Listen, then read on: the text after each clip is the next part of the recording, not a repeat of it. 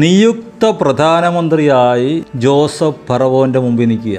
സ്വാഭാവികമായിട്ട് രാജ്യസഭയിൽ ആർക്കും ചോദിക്കാവുന്ന, ഫറവോനും തോന്നാവുന്നൊരു സംശയമുണ്ട്. ജോസഫെ, നീ എന്ത് കേസിലായിരുന്നു ജയിലിൽ കിടന്നത്? ചോദിച്ചില്ല. കാരണം റോമാലേഖനം പറയുന്നു, ദൈവം നീതീകരിച്ചവനെ ആര് കുറ്റം വിധിക്കും.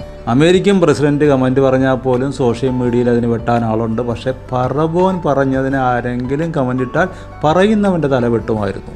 പരദേശി മോക്ഷയാത്രയിലെ ക്രിസ്ത്യാനിയെപ്പോലെ ജീവിതത്തിൻ്റെ ഓരോ യാത്രയിലും ഓരോ ജംഗ്ഷനുകളിലും സൈഡിലേക്കും വലത്തോട്ടും ഇടത്തോട്ടും പുറകോട്ടും വലിക്കുന്നതിനെ അതിജീവിച്ച് ധൈര്യത്തോടെ യേശുവിൻ്റെ മുഖം നോക്കി മുന്നോട്ട് പോവുക.